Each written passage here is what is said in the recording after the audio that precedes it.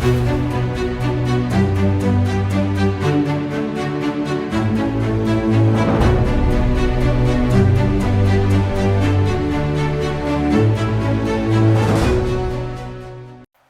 sir, welcome Hi. to You Are Limitless, You Are Limitless, sir. Thanks. It's an honor to have you on this show, sir. My privilege. So starting off, sir, what inspired you to take up the path of an DDG, of an NCC Directorate, sir? And how has your time been so far, sir?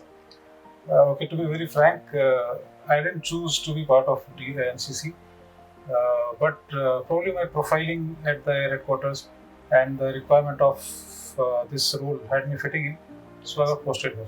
But now that I've joined NCC as the DDG, I think it's a humongous responsibility, a challenging task, and definitely very satisfying.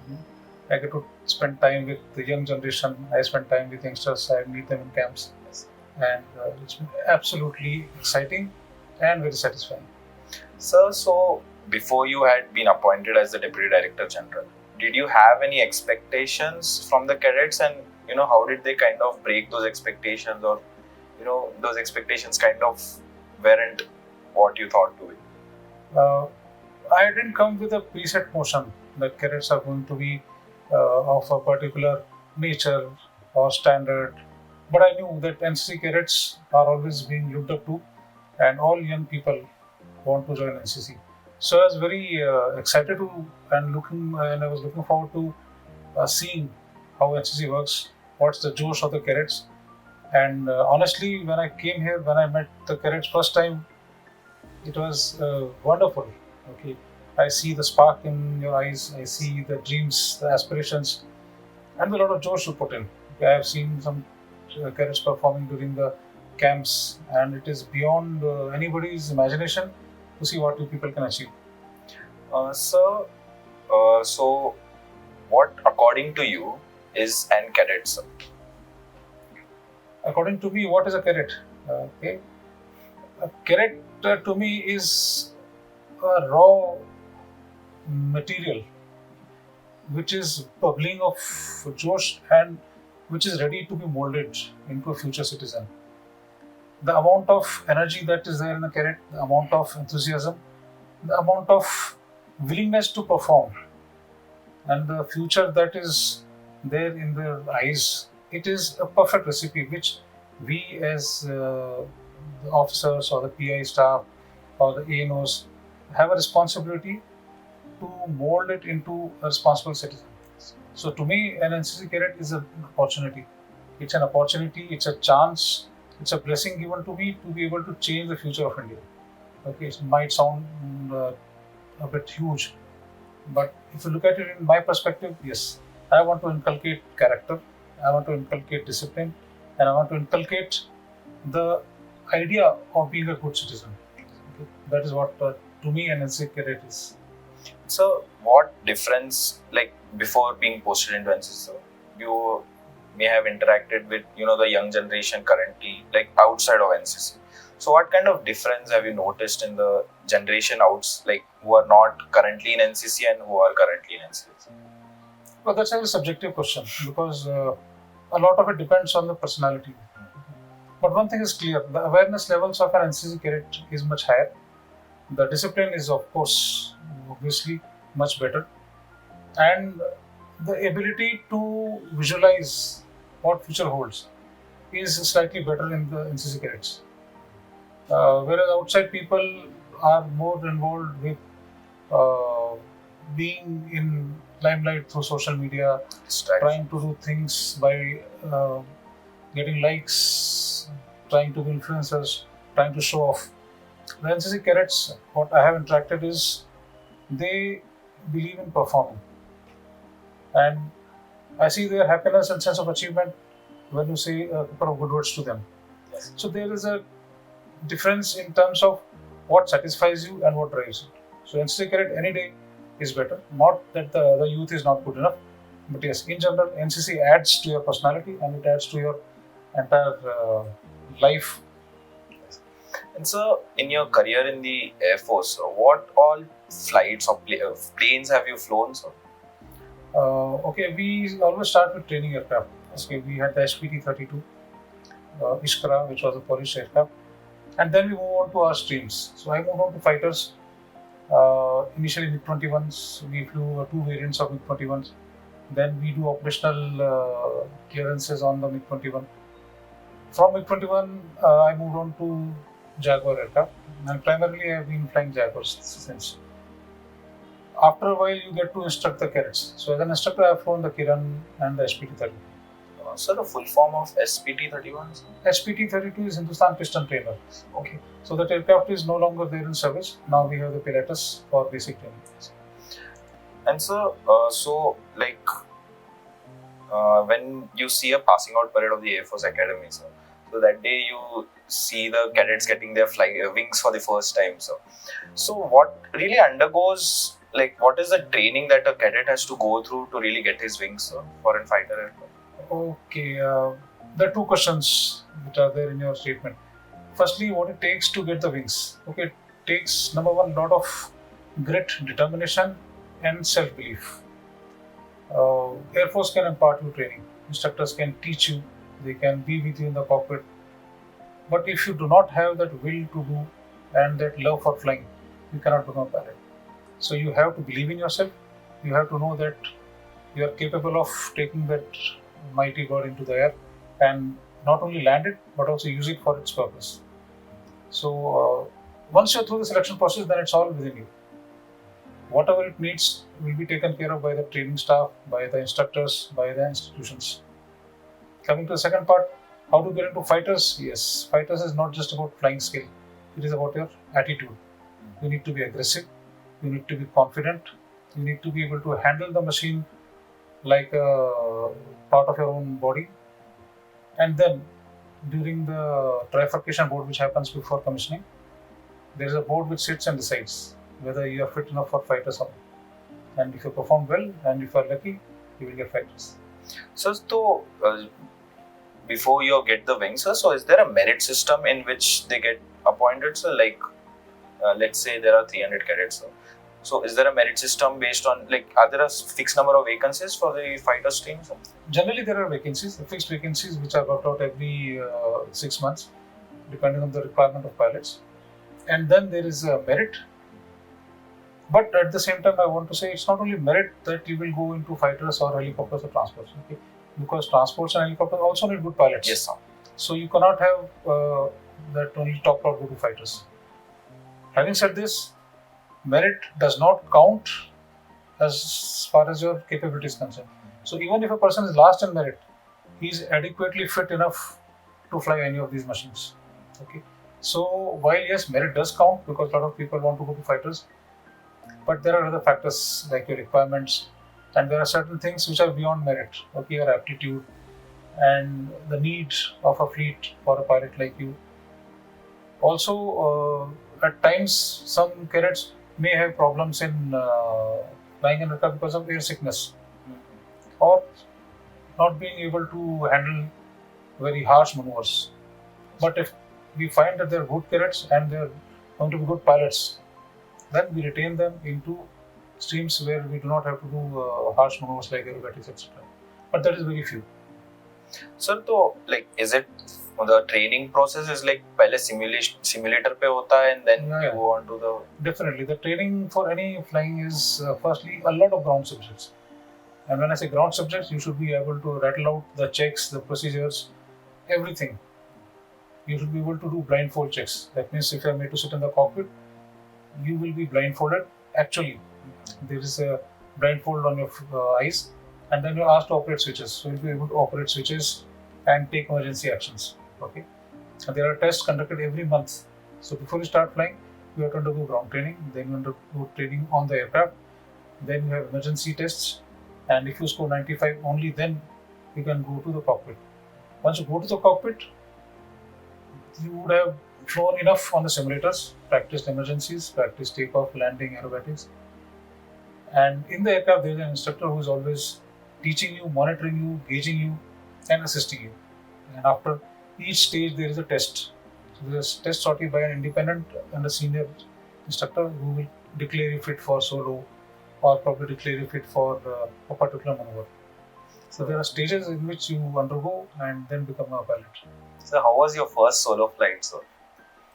first solo flight, to be very frank, now I look back and say, yes, I enjoyed. But when you're flying for the first time solo, you're not worried about enjoyment. Yes, sir.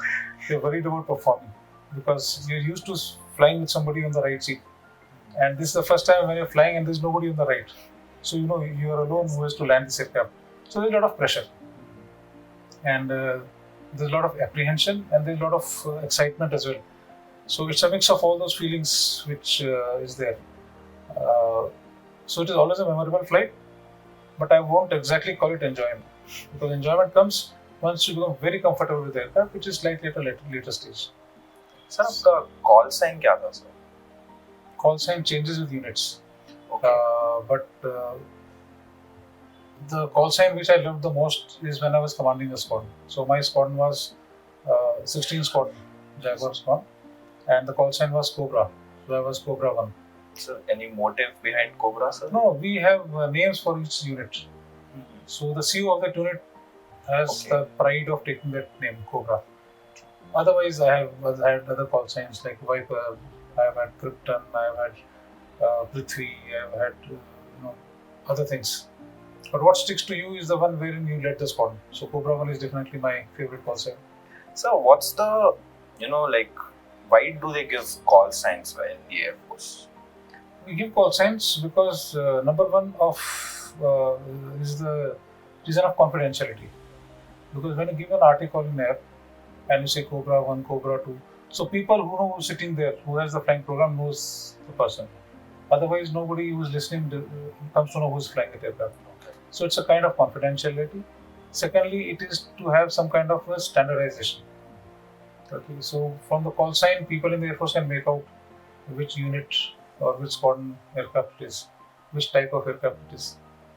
And lastly, we don't want to use names because names can be confusing.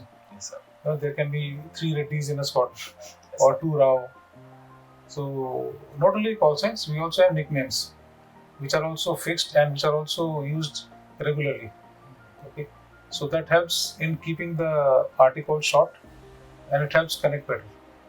So any favorite memory or any memory that sticks with you from your academy days, sir? Oh, academy, there's so many memories. I can't finish it in 2 days also. But yes, I remember the first sortie which I went in a jet. That was the Iskra aircraft which I mentioned. It was from Poland. And first ever sortie I still remember with not my instructor, because my instructor fell down and broke his hand. So he was not available, and we thought there's time. So our chief instructor called us. He said, "Come, I'll take you." And he was known to be very strict. And frankly, because our instructor was down, we were not prepared to fly. We were taking it easy. But I still remember that sortie. All these areas in and around Hakimpet, I still remember we flew that sortie very beautifully. And thereafter, almost every sortie has been memorable. If you ask me, I can recollect about 80 to 90% of my sorties in this aircraft. And every phase has got its own challenges. There are sorties in which you do some mistakes, you remember them. There are sorties in which you do very good, you remember them more. So, loads of stories. I think you are limitless will not be able to cover it for me. We'll try and cover it as we go. Yeah, definitely. So, was there any incident with you or your fellow cadets during their first solo flights? जैसे कि fighter वाले movie में देखा था, right? So where Akshay Kumar is guiding the cadet who is flying down the runway, who is going against the wind. So ऐसा कुछ. Sorry.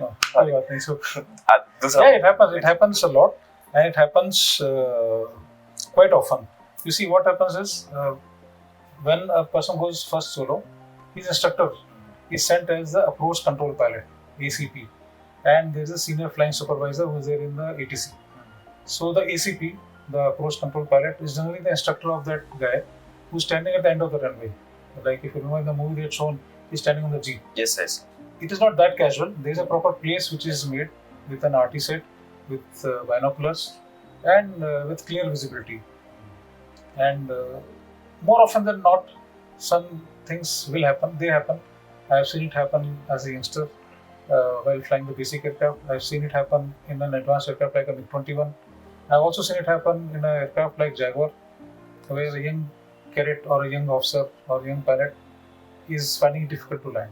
But then it's okay. It's part of learning because the confidence comes from doing it. Yes, sir.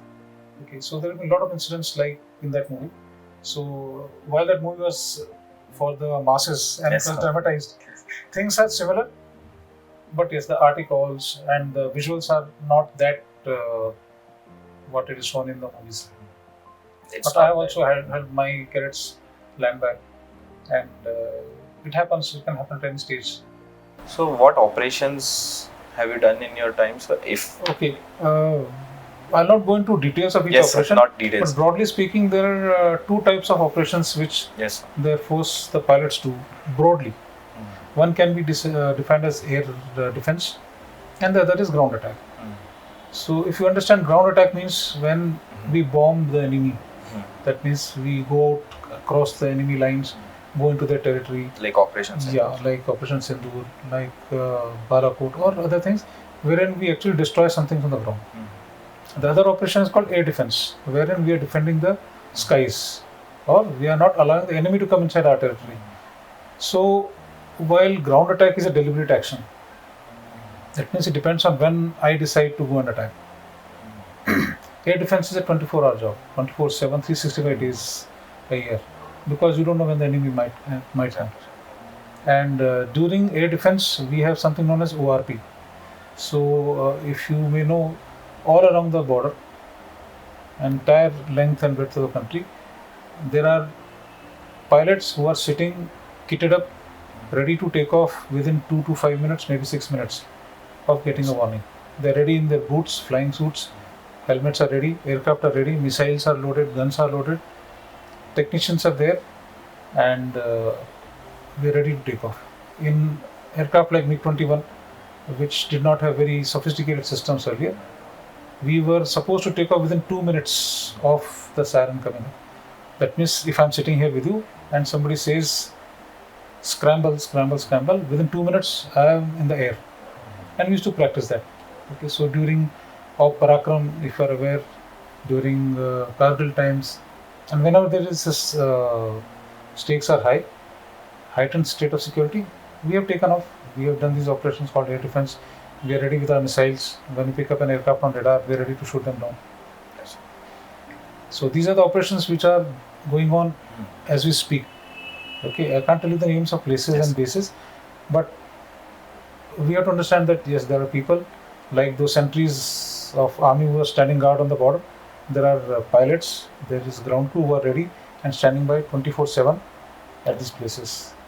So, which part of the country is more difficult to fly in? So, Technically, as far as flying is concerned, if you are flying high, then almost all terrains are okay. But if you are flying low, then yes, the most challenging terrain would be, I would say, mountainous terrain, because it has its own challenges, visibility, radar cover, and the areas which are limited. Plus, weapon drop becomes tricky because of the air conditions, because of terrain, and tons of other things. Other than that, probably low flying at sea can be disorienting.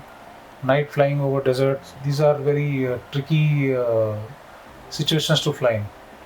But terrain specific, I think as long as you've got a good runway and an aircraft is capable of taking off, all terrains are good. so when you're in a part, you're a part of an operation. So what what mantra or what do you say to yourself to keep calm in such pressure, sir? Every fighter sortie, Yes. you have to maintain that 100% alertness. You have to maintain 100% of readiness to take on any situation. Every day when you're flying, you have an ejection seat below you. You got tons of fuel behind you. You got bombs with you. You got flares and shafts. So you are already sitting on a very high, I would say, highly vulnerable platform. The machines are running at their extremes. Engines are running at their extremes. Your airframes are running on their extremes. They're flying at their extremes. So every sortie you're prepared so much that there is hardly any apprehension when you go into real combat. But in real case, when you're actually going, yes, you feel a slight amount of excitement, and then you have to remind yourself that there's nothing different from what I've been trained for. Yes. Because you've done bombing, you've done air-to-air combat, you've actually pressed that trigger to fire a missile or to drop a bomb. So you just remind yourself that although this is the real thing, I have trained for it. Once you remember and believe in your training and your capability, then things become okay. So I feel like we can apply this to our daily life also. Absolutely, we must. That is why you see fighter pilots have different bent of mind. You will always see them thinking more magnanimously than others. You will always see them preparing for the worst. You will always see them very prompt in their responses. It is not because they are smart people, but they have been made such by the training and the profession. Because when you're flying very high or when you're flying very fast, then things become very small, timelines shrink, and you happen to realize the importance of each second, and hence how not to waste time over small things. Yes. Okay. Also, you got reaction times of milliseconds. You got to drop a bomb. If you delay firing a bomb, pressing a trigger by 1 second, your bomb will go 250 meters ahead. It's of no use. Okay. So calculating in mind, going over situational awareness, that obviously changes the mindset. Yes. So while pilots do it as a matter of practice and profession, my advice is if you prepare well, okay. So one is your training, one is your luck. So training depends on you. Luck is not not in your hand. So if you prepare well, if you train yourself well, then you can overcome whatever luck brings you, bad or good. Yes. Okay. So in short, prepare for the worst, have a plan ready, and believe in yourself. You will become a fighter pilot, at least on ground. Yes, sir. So, like, on social media and all, we get a lot of reels or let's say a lot of content about the special forces in the army. So, I feel like personally, special forces of the Air Force, the Garud Special Forces, are very little known about, or are known, but not as much as the para special forces. So, could you tell a bit about the Garud Special Forces? Well, Garud Special Forces came up much later than the Yes. Army Special Forces, basically because of the need was felt late. And Garud forces are very potent force. They are at par with the naval or the naval marcos or the Army Special Forces. And we also work in conjunction. The role is slightly different, wherein the Garuds are more towards protection of our bases, and we also carry out certain operations, which obviously I can't tell you now. But they are equally potent and they are equally capable. Why people don't know much about them is a question we must ask our own selves. Because whenever somebody talks of Air Force, you see fighter planes, you see only pilots, but it is not that. No. This is just the front face. This is just poster of it. Yes. But there are so many people who are working. There are technicians who work on the ground. There are engineering officers who ensure that these machines are working well. There are people who man the radars. There are missiles who defend our skies. There are people who work in the administrative branch, education branch, logistics branch, ensuring that we get everything. So there are so many people, okay, close to 1.6 to 1.7 lakh people, probably, maybe more, who are working to ensure that the task of the Air Force is done. Okay. So why people do not know much about it is not a question that I am going to answer, but yes, it is more about how the media shows it. Yes. Okay. Exposure to these things. Earlier, we never spoke of our things which we did because we had a cloud of secrecy. Yes. But now the Air Force is also opening up to media, to the social media, to the world, and now people are learning about it. And it's good that you ask such questions, so that shows you're also aware of these things. Yes. Sir, so like you have been as a cadet under training, and then you have also instructed cadets, and then again you have been a part of the planning in operations. So, throughout, like with your experience, so what do you think differentiates a good leader from a great leader? Sir? You know, leadership is a topic in itself. You can read hundreds of books and still not understand leadership. But to cut it short, a good leader is someone who can motivate his people to do things on their own, wherein you don't have to run after them to get things done. He makes them understand what is the vision and then gets them to do it on their own will. Great leader is someone who creates an environment and ensures that his men and women are so motivated that there is no need for him to lead. Yes. Okay, so we never talk about such leaders who are invisible. In the armed forces, we have a clear-cut leadership. Hierarchy is there, the boss is nominated, he is there, and everybody follows him. But to get work done and ensure that people are so motivated and inspired, Yes. they don't wait for a leader to ask them to do a thing. They do things and then tell you, sir, ये हो गया है, हमने ऐसा कर दिया. They feel part of the organization. The sense of involvement, if you can inculcate in your people, if you can look after their needs and make them understand the needs of the organization, then you are a good leader. But if you feel that people are doing their job and putting in extra bit because they know that their task is going to contribute to the overall aim, then you are a great leader. So currently, I think what happening in most of our generation is discipline is lacking in most of the cadets. Like no, most of this generation, not the cadets. So like I think there's a reason where emotions come into play before discipline. So what was your mantra, or how did you stay disciplined, sir? Or how would you tell people to stay disciplined and on track? Okay, I think you're asking how can this generation be more disciplined? Yes, sir. Because emotions take a bit more of come into play a bit more. कि सुबह running को जाना है तो आज मन नहीं है, मूड नहीं है. So mood and emotions come into play a lot more nowadays, I feel like. Okay. Firstly, while I would like to agree with you that this generation is not disciplined, I would like to put it in a different way. I would say that the world is changing, the environment is changing. So we cannot just pass by saying that this generation is not good enough. No, we compare them to our generation, Yes. to older generation, which is okay, but let's be fair to this generation also. Yes, sir. Okay, you people have been exposed to a different kind of life. When you woke up, when you open your eyes, you were no longer struggling for stuff. You were no longer struggling for things that the other generation did not have access to. Not because of money, but because of technology, availability, and the market being so open. So there is a difference in which we have been brought up and a difference in which you have been brought up.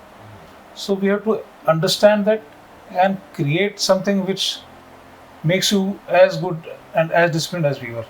Okay. So we were disciplined because we had no other option. Yes, sir. Today you have an option.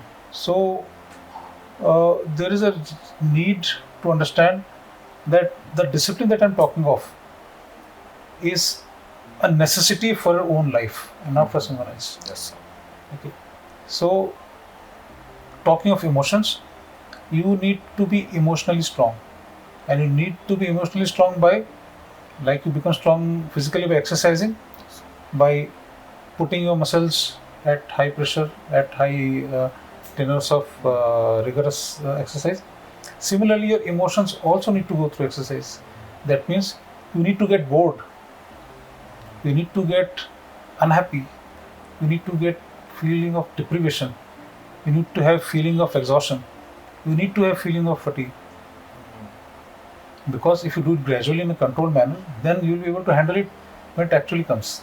Okay, if the moment you feel hungry, if I feed you something, you will never know what hunger is. So when you get hungry, it will be a strange feeling. That will play in your mind. It will affect your thinking, isn't it? But if you've been hungry before, you know, okay, it's a natural thing. I'll feel hungry for a while. I will go out, pick up something from the kitchen and eat it. Similarly, when you get bored, you don't know what to do, you will start kicking in your creativity. Let me do something. Let me try reading. Let me go and look at the trees outside. Let me look at the sky. But if you start getting bored and start looking at your phone, or you have other distraction, then you're not allowing exercise to your emotional quotient. Okay. So understand that, try and choose the harder way. In peace time, or in training time, or when you have time at hand. That means when you're not in a real life emergency situation, choose the harder path. try and do the things difficult way. Okay, so that you practice for it, you become stronger emotionally also, physically also. Like if you're trying to climb up a 3-story building, you could take a lift, but if you decide let me walk, it gives exercise to your legs. If you do it every day, then someday when you have to run from a dog or when you have to run away for your life, you are not wondering कि यार कैसे भागूं. Yes. Similarly, brain also needs exercise. So sit down, quiet, spend some time, try meditation, calm your mind, and leave everything aside. So to this generation, I would want you to understand that your parents, your grandparents might not seem as knowledgeable as you are, but they are more intelligent, they are more wise, and they are more mature. Why? Because life has taught them such things. Okay. So understand that what you have on Google or Perplexity or ChatGPT is not wisdom, it is information. Information is important, but information does not make you wise. Okay, information may give rise to knowledge. You see, a lot of knowledge coupled with experience may give rise to wisdom. Yes, sir. But experience and going through hardships adds to your maturity. Okay? So respect your parents, go and spend time with them, go and spend time with your grandparents. They may not be well read, they may not have been graduates in their times, Yes. but they have much more life lessons than any influencer can teach you. Okay? So discipline is a part of your emotional quotient, and I would only suggest keep one day in a week as a totally non-mobile day. Try it. No WhatsApp, no Facebook or whatever you're using, just for one day. And every day spend, let's say, half an hour or 1 hour with some old person. Go and Yes, sit sir. quietly, spend time. Could be your neighbor, could be your own grandparents, could be your parents. Just sit, talk. Even if they don't talk anything, believe you me, you will get a lot of patience and you will get Yes, a lot of guidance. So, one more misconception, or kind of a misconception only. So that I've noticed is cadets get sad when they don't get a rank. So, like now there's you were talking about hierarchy. So, but like in NCC cadets, what I have noticed from my peers and my co-cadets is, thode hote they get demotivated, and after not getting a rank, and then they completely stop coming to NCC and all. So what would you like to say to them, sir? Okay, this is a very good question, and I've been addressing cadets who come back after camps. Okay, Thal Sena camp, Vayu Sena Yes. camp, Nausena camp. We get some awards, we get some trophies, but obviously we don't win all of them. Yes, sir. There are some which we don't win, there are some which we win. Winning is good, Yes, sir. but not winning is better. Winning will give you a sense of happiness. Not winning will give you a lesson. And what I tell those cadets is what I'm going to tell you now also. Remember, what is important is not whether the world acknowledges you as a good person or not. What matters is, are you a good person? When you look into the mirror, do you see a good man? Do you see an honest man? Do you see a sincere man who's put in 100%? Or do you see somebody who's got a trophy or a medal or a rank? Yes. Okay. That should be your driving force. So if your driving force is within you, it is within your own heart, within your own soul, then you don't have to satisfy anyone else. Yes. So you put in your hard work, you put in 100%, do it with sincerity, ask people for guidance and help, and once you put in your 100%, you should be happy that yes, I did my best. Because your competition is with nobody else, it is with yourself.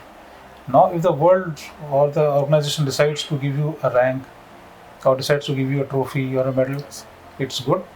You'll be able to click pictures and share it on media. But that is not everything. Yes, sir. You need to understand this. And this is only a beginning. When you are in NCC, we are in your late teens or probably early 20s. And this is the best time to learn these lessons. That the world is not as utopian as it is taught to you in schools. Yes, sir. Okay. Everything is not fair in the world. Yes. Everything is not as clear as it is supposed to be. Because we live in a real world. So it has its own flaws. And world is very harsh. So when you are in NCC and you undergo these things, at times you will get a feeling that I performed well, but I still didn't get a recognition. So understand this, that life has just begun. Yes, sir. Okay. Life is not fair. The world is not fair. Whenever you go into a profession or you go outside and do something, it is not necessary the best person will get a reward. Yes. So prepare yourself for it. That I should not get dejected if I don't get recognition. I should not get dejected if somebody does not say good show. Yes, sir. As long as you have your parents believing in you, you have your friends believing in you, most importantly, you yourself believe. So give a pat yourself on the back. Yes, I did well, and I'll do better tomorrow. Yes, sir. Okay. With your capabilities and abilities, nobody can put you down. Whether the world comes to realize it or not is their problem, not yours. Okay. So take these steps ahead. Whenever there is a failure, understand, use it to mature, use it to gain belief in yourself. Yes, sir. Okay. You must analyze. It's not that you just leave it like this. Whenever you don't achieve what you wanted to, analyze where are the mistakes, what wrong did you do, or what mistakes did you commit, how can you improve upon it, do it better the next time. Yes, sir. And be true to yourself. And sir, lastly, any piece of advice for the upcoming generation who are aspirants for the armed forces, sir? Oh yes, I got a piece of advice for the youth in general. Yes, sir. I already told you most of it. Remember one thing, life is very short. Today you are young, tomorrow you'll be old. Yes, Okay. sir. It's only a matter of, to me, a few years back when I was a young boy like you, and today I am here sitting 50-year-old man giving you knowledge. So the life flies very fast. That implies that you don't have much time to do the good that you want to do to the society or to your families or to the country. So don't lose focus.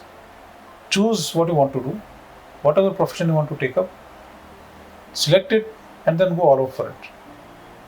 Keep yourself focused and remember, there is no substitute for hard work and there is no substitute for sincerity.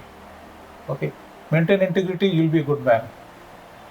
Maintain hard work and sincerity, you will do well. End of the day, you don't have to answer anybody ki kyun kiya, kya kiya. Okay. Yes, sir. Eventually, the world will recognize your worth, society will recognize your worth, and if you can be a happy man because you've done your bit, that is the most important. Getting riches is secondary. If you are at peace because you did good, Yes, sir. that is the best achievement. Okay, and for those wanting to join armed forces, please don't join armed forces just for the sake of a job or a profession. Join armed forces if you are truly inspired to fight for your country, if you are truly inspired to pick up arms and face hardships. Okay, if you have that thing in you, please go all out. Nobody can stop you. Remember once again two things: integrity, that means no cheating, no wrong practices, and hard work. Yes. If you have the sincerity and if you have the will, we will train you. The organization will ensure that you become a good soldier, a good officer, a good army man, or an Air Force person. Okay? Yes. Thank you, sir. It has Yeah. been great for you to have you. Great to interact with you guys, and I wish you all the best. Thank all you, the best to all those who are listening, who are watching it, to the NCC cadets and the youth in general. Thank you. Thanks. And for more videos, stay tuned to You Are Limitless, You Are Limitless. Jai Hind.